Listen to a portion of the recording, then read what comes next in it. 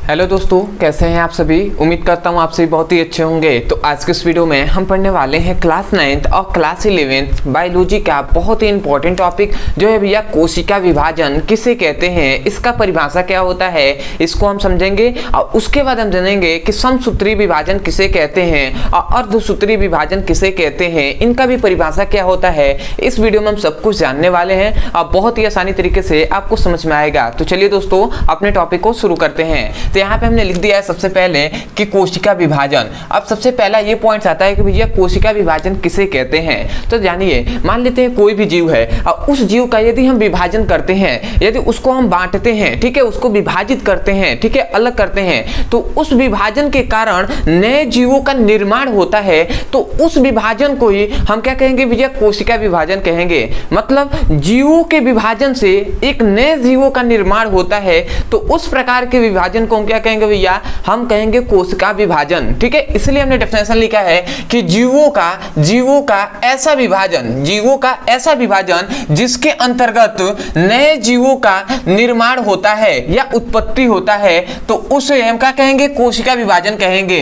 मतलब जीवों का ऐसा विभाजन जिसके अंतर्गत नए जीवों का निर्माण होता है या उत्पत्ति होता है, तो उस प्रकार के विभाजन को हम क्या कहते हैं, कोशिका विभाजन कहते हैं। तो आशा करते हैं आपको समझ में आया होगा कि जब कोई भी जीव है उसका हम विभाजन करते हैं तो विभाजन के कारण एक नए जीवों का निर्माण होता है। ठीक है, एक ही नहीं, बहुत सारे हो सकते हैं। ठीक है, तो नए जीवों का निर्माण होता है, तो इस विभाजन को हम कहेंगे कोशिका विभाजन। तो आशा करते हैं आपको समझ में आ गया होगा। अब भैया दो तरीके से विभाजन होता है, एक होता है भैया समसूत्री विभाजन और एक होता है भैया अर्धसूत्रीय विभाजन। तो समझिएगा, समसूत्री विभाजन किसे कहते हैं, तो ऐसा विभाजन जिसमें कोशिकाओं के अंदर जो गुणसूत्र होते हैं वो सामान्य हो। ठीक है, गुणसूत्रों की संख्या सामान्य हो, तो उस प्रकार के विभाजन को हम क्या कहेंगे भैया, समसूत्री विभाजन कहेंगे। मतलब ऐसा विभाजन जिसमें कोशिकाओं के अंदर जो गुणसूत्र होते हैं वो सभी सामान्य हो, गुणसूत्रों की संख्या क्या हो, सामान्य हो, तो उस विभाजन को हम कहेंगे समसूत्री विभाजन। इसलिए हमने डेफिनेशन लिखा है कि ऐसा विभाजन जिसमें कोशिकाओं के अंदर गुणसूत्रों की संख्या क्या होती है भैया, सामान्य होती है या सामान्य रहती है, तो उस विभाजन को हम क्या कहते हैं भैया, समसूत्री विभाजन कहते हैं। मतलब ऐसा विभाजन जिसमें कोशिकाओं के अंदर गुणसूत्रों की संख्या सामान्य रहती है या सामान्य होती है, तो उस विभाजन को हम क्या कहेंगे, समसूत्री विभाजन कहेंगे।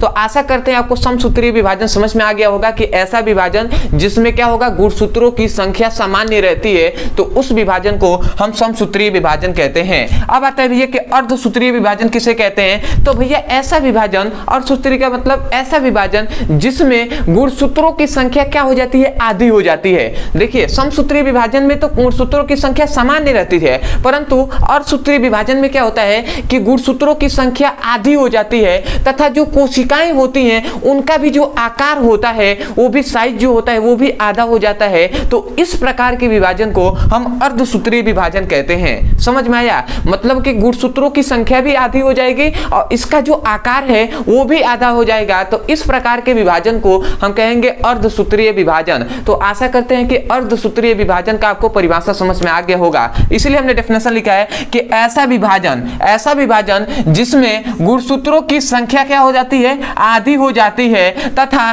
कोशिकाओं का आकार भी आधा हो जाता है, तो उसे ही हम क्या कहेंगे, उस विभाजन को अर्धसूत्रीय विभाजन कहेंगे। मतलब ऐसा विभाजन जिसमें गुणसूत्रों की संख्या आधी हो जाती है तथा कोशिकाओं का आकार भी आधा हो जाता है, तो इस विभाजन को हम अर्धसूत्रीय विभाजन कहते हैं। तो आशा करते हैं आपको समझ में आया होगा कि अर्धसूत्रीय विभाजन, समसूत्रीय विभाजन और जो क्या होता है कोशिका विभाजन क्या होता है, इनका डेफिनेशन आशा करते हैं आपको समझ में आया होगा। तो मैं यही कहूंगा, यदि आपको समझ में आया है तो सबसे पहले तो सपोर्ट करने के लिए चैनल को सब्सक्राइब कर दीजिएगा, वीडियो को लाइक कर दीजिएगा, हो सके तो हमें कमेंट सेक्शन में जरूर बताइएगा कि आपको वीडियो कैसा लगा।